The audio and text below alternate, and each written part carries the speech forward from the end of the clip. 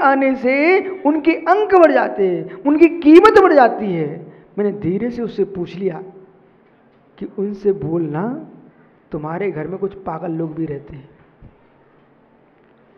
उनसे पूछना कि आपके घर में, आपके घर के सदस्य, आपके बेटे आदि मंद बुद्धि भी हैं, उनके अंक क्यों नहीं बढ़ पाए। कोई पुरुष कहे, श्रावक कहे कि मेरे घर में आने से प्रवीण सम्यक के अंग बढ़ गए, तो सुब्रत सागर कहें कि मेरे पास बैठने से अमुक साधु के अंक बढ़ जाते हैं।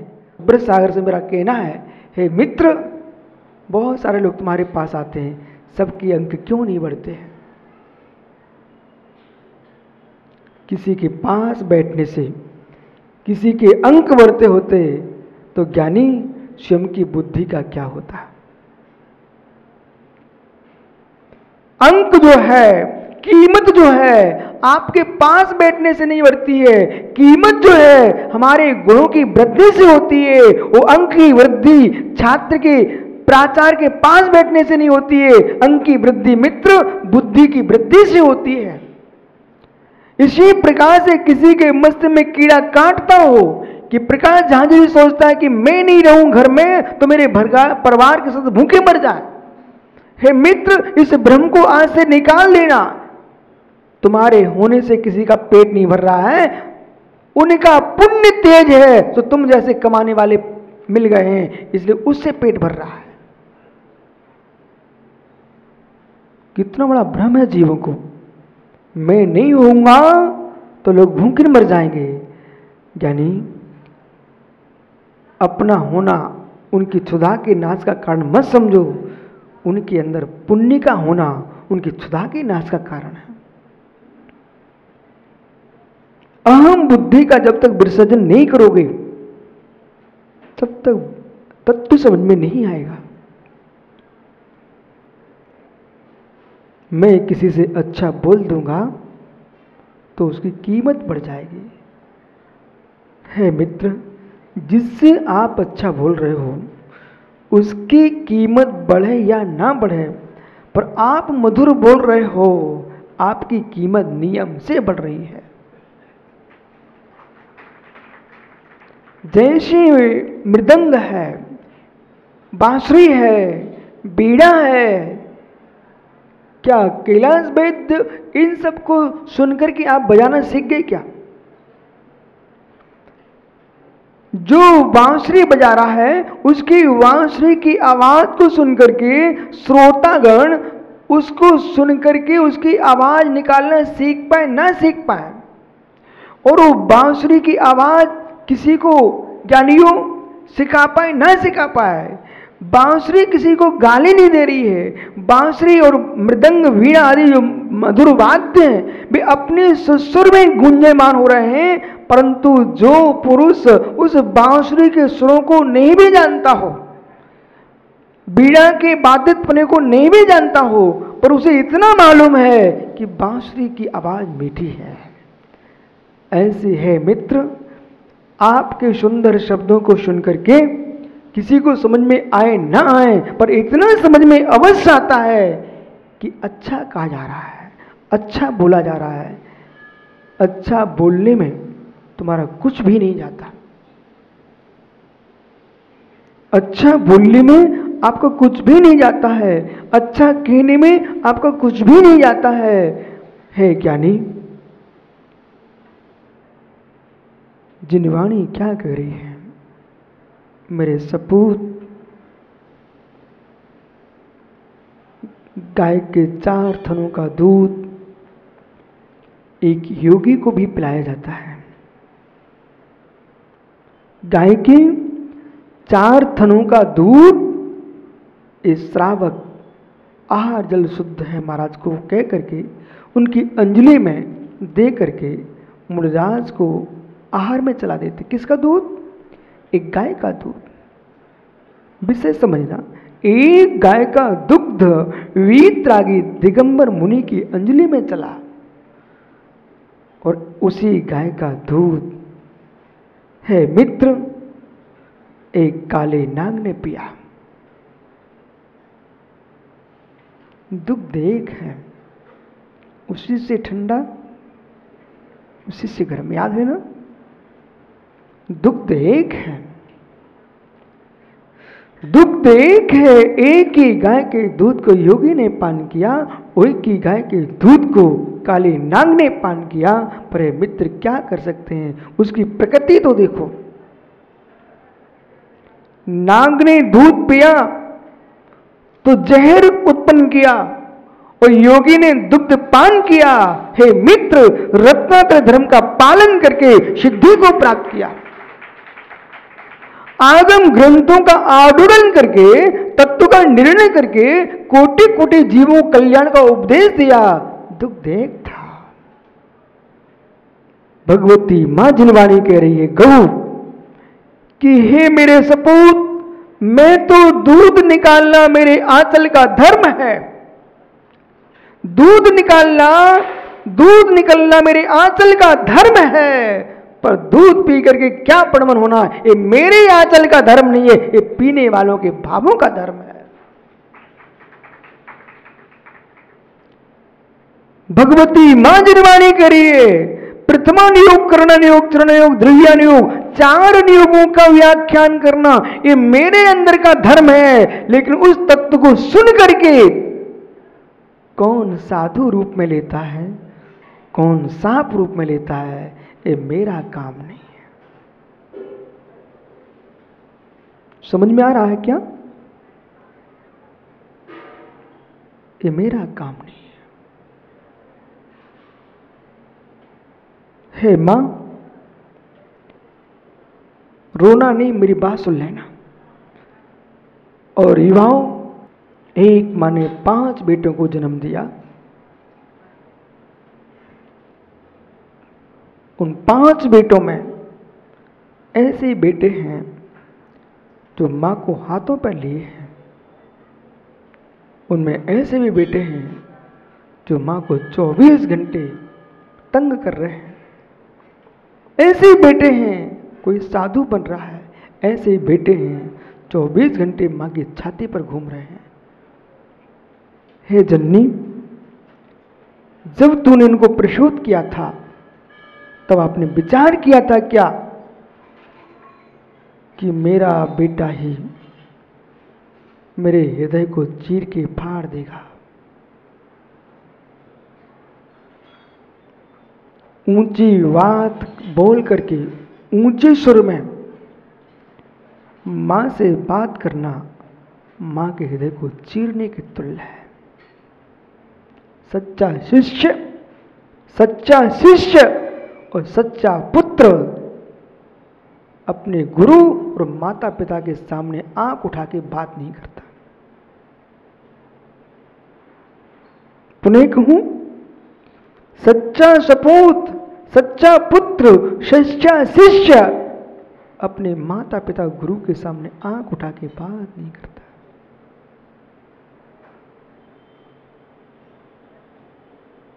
पर हे जननी, किसी बेटे ने तुमको परेशान करना प्रारंभ किया हो तो बेटे में दोष मत देखना। बेटे में दोष मत देखना, अपने कर्मों का दोष देख लेना।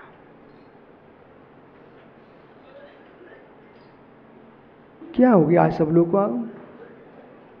एकदम शांत क्यों हो? संतान में दोष मत देखना, संतान में दोष मत देखना, कर्म की संतान में दोष देखना। कर्म की संतान खोटी न होती तो संतान कष्ट नहीं दे सकते थे। किसी का पिता सताए, किसी का पति सताए, हे मित्र, जिनवाणी सुन रहे हो ना, उनमें दोष मत देखना, अपने कर्मों में दोष देखना। सताने वाले ने मेरे कर्म का बंध नहीं किया, कर्म का बंध मैंने किया है।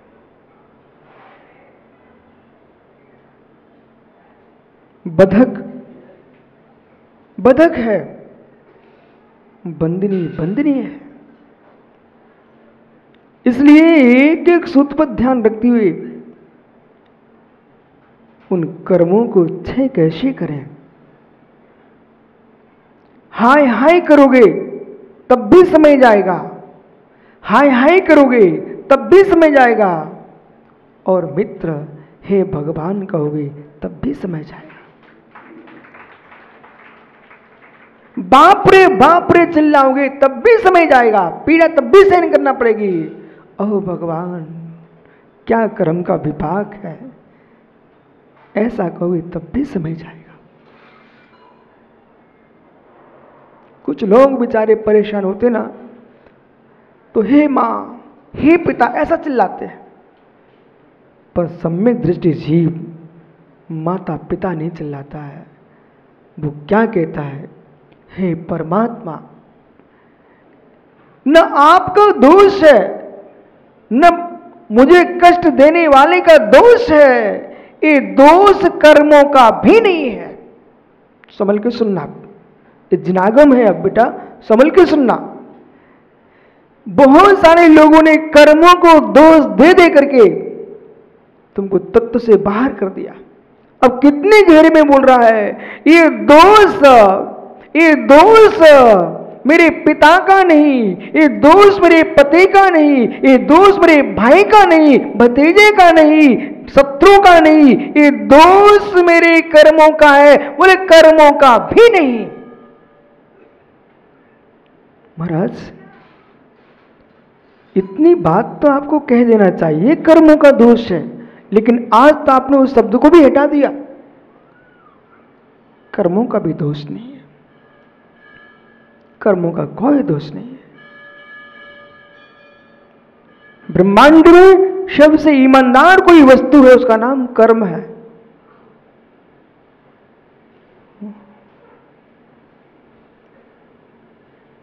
ज्ञानी रमेश पहाड़िया पुत्र भैया खड़े हो ना। ये तुम्हारी शर्ट का रंग कैसा है? आप घबराओ नहीं, मैं तो बैठा हूं, चिंता नहीं करना। आपकी शर्ट का रंग कैसा है?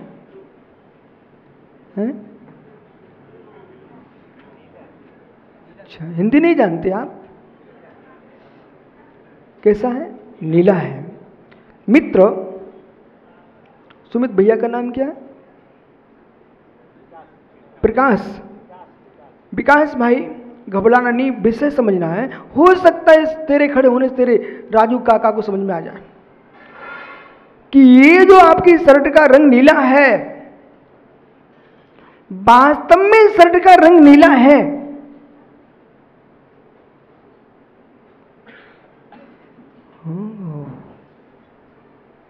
अनिल भाई आपके भतीजे की शर्ट का रंग कैसा है? अच्छा, नीला है। पाटन जी रंग कैसा है?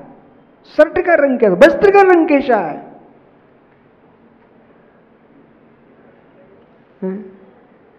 बहुत अच्छी बात है, आप भी विराजो। मैंने सोचा था मंत्री कुछ और कुछ कहेगा। हेमचंद जी, विकास भाई की शर्ट का रंग कैसा है? इनकी वस्त्र का रंग कैसा है? नीला ही है। हा, मैंने तो सोचा था आप इंदौर के मुमुक्षु भाई हो, कुछ और गहरे में कहोगे।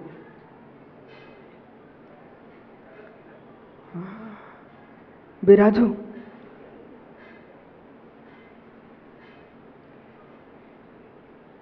वैद्य जी, ठीक है वैद्य, इसका रंग कैसा है? अच्छा, बहुत बढ़िया है। बैठो, जैसा है वैसा है। वस्त्र का रंग जैसा वैसा तो नहीं है। कैलाश वैद्य मित्र, आप तो समय सारे ही पढ़ते हो, मात्र वस्त्र का रंग बताना है आपको। बहुत बढ़िया, बैराजो।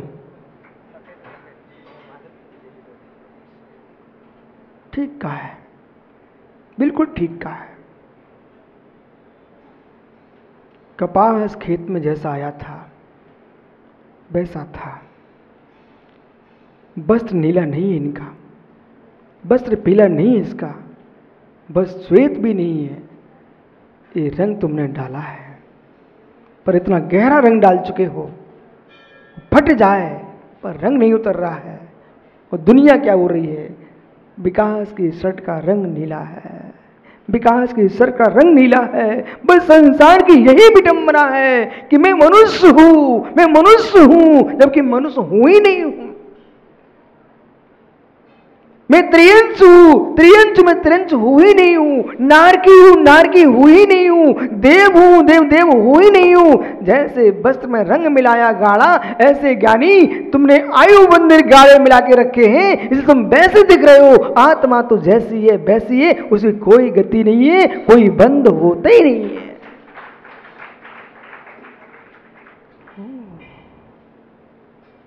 विकास जैसे नीले वस्त्र को देख करके नीला मान के व्यक्ति बैठा है, जबकि तुम्हारी दृष्टि में होना चाहिए था वस्त्र में रंग नीला डाला गया है। ये सत्य कि नहीं? सत्य है ना? ऐसे है मित्र, न तुम पहाड़े हो न मैं पाटनी है, न वे बज हैं न वे बंजारे हैं, न कोई क्षत्रिय है न कोई वैश्य है, न कोई शूद्र है न कोई ब्राह्मण है। ये रंग डाले हैं, ये कर्म के रंग डाले हैं। आत्मा तो वस्त्र जैसा है वैसा है। पर जैसे नीली शर्ट तुझे अच्छी लगती है, वो पांड्या के बेटे को पीली शर्ट अच्छी लगती है, ऐसे रागी लोग रंगों में रंगे हैं पर बेरंग को नहीं देख रहे हैं। जो बेरंग में आनंद है वो रंग में आनंद नहीं है।